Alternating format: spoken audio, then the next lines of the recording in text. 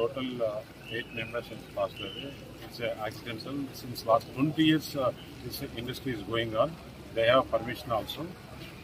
Today is Sunday, actually. Very unfortunate. Local majority of the people who passed away is local, same village only. And government has announced 15 lakhs extra. Normally, this type of fire accident they will give 5 lakhs. But our Honorable Chief Minister Chandrababu Naidu garu announced 15 lakhs, and we are taking care of the other who are injured, and they are in the Visakhapatnam hospital, KJS hospital. We are going to take care of them, and we have spoken to their families also. We will take care of their families. Thank you.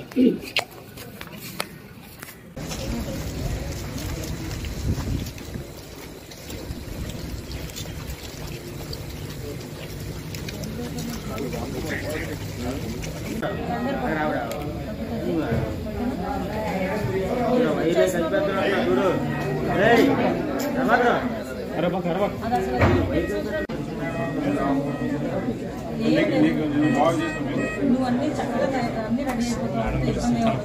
హాస్పిటల్కి వచ్చిన ఏమన్నా ఉన్నా government చూసుకుంటుంది. మీ ఆవిడ మీ అమ్మాయి శుభ్రంగా ఉంటారు.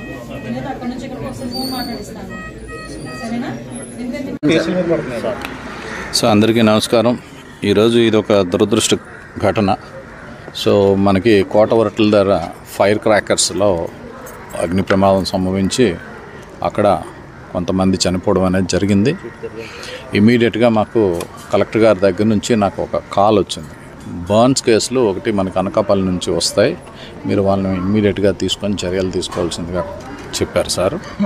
చెప్పిన వెంటనే నేను ఇక్కడికి వచ్చి బర్న్స్ కేసు అంటే plastic surgery department and all staff, paramedical staff, all aligned departments అన్నీ ఇక్కడ రప్పించి వీళ్ళకి అందరికీ కావాల్సినట్టు ఇమ్మీడియట్గా వచ్చిన వెంటనే ఏ విధమైన ఇన్ఫెక్షన్ సోకకుండా ఫస్ట్ మనం థియేటర్లో తీసుకొని వెళ్ళి క్లీన్ చేసి వాళ్ళని పెడితే చాలా వరకు ఇన్ఫెక్షన్ తగ్గి ఇలాంటి వాళ్ళు బ్యాడ్ ప్రోగ్నోసిస్ రాకుండా ఆపడం అనేది జరుగుతుంది. That is the reason why నేను క్యాజువాలిటీలో కాకుండా పేషెంట్ని డైరెక్ట్గా ఏదైతే బర్న్స్ వార్డ్ ఉందో దాంట్లోకే తీసుకొచ్చి ఇది చేయడం అనేది జరిగింది.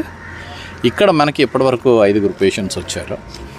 సో ఈ 5 పేషెంట్స్లో మనకి జల్లూరి నాగరాజు, ఆయన వయసు 50 సంవత్సరాలు.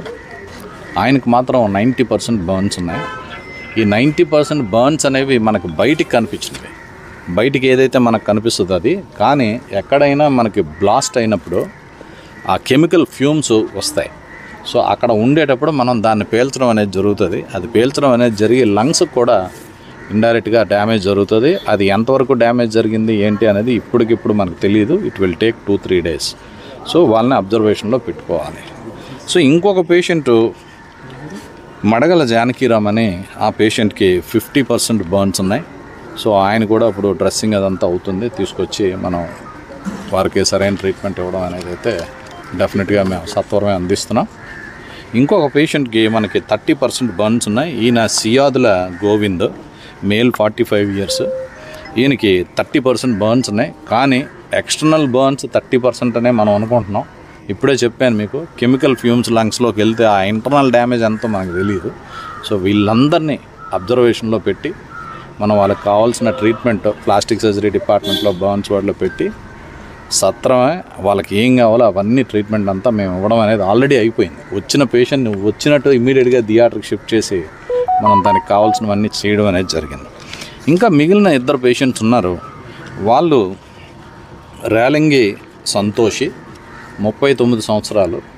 ఈవిడికి బర్న్స్ అయితే లేవు, కానీ ఆవిడికి కాలు ఇరిగిపోవడం అనేది జరిగింది. సో ఇది ఆర్థోపెడిక్ సర్జన్ వచ్చి వాళ్ళు అడ్మిట్ చేసుకొని ఇది ఆర్థో డిపార్ట్మెంట్కి వెళ్తుంది. ఇంకొక patient Velangi సరోని, 18 years female.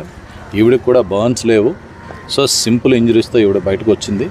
So ఇది కూడా మనం ఒక 2-3 days అబ్జర్వేషన్లో ఉంచుతాం. అందరినీ అబ్జర్వేషన్లో ఉంచి వాళ్ళకి సరైన వైద్యం ఇచ్చి ఫ్యూచర్గా ఏం ప్రాబ్లమ్ వస్తాయి, ప్రోగ్నోస్ ఇదంతా డెఫినెట్గా అందరికీ మేము వీడియో కౌన్సిలింగ్ ద్వారా పేషెంట్ తాలూకా అటెండెన్స్కి క్లియర్ కట్గా ఏమేమి జరుగుతుంది ఏంటి అనేది ఇక్కడ వీడియో కౌన్సిలింగ్ అనేది నేను పెట్టాను. ఇది పేషెంట్ తాలూకా అటెండెన్స్ కంపల్సరీ మనం ప్రోగ్నోస్ చెప్పాలి, బ్యాడ్ కేసులకి అన్నిటికీ చెప్పాలని ఆ వీడియో కౌన్సిలింగ్ ద్వారా పేషెంట్ తాలూకా అటెండెన్స్కి ప్రోగ్నోసిస్, వాళ్ళు ఎంతవరకు రికవర్ అవుతారు, ఎంతవరకు పాసిబిలిటీ ఉంది, ఇవన్నీ మేము చెప్పడం అనేది జరుగుతుంది.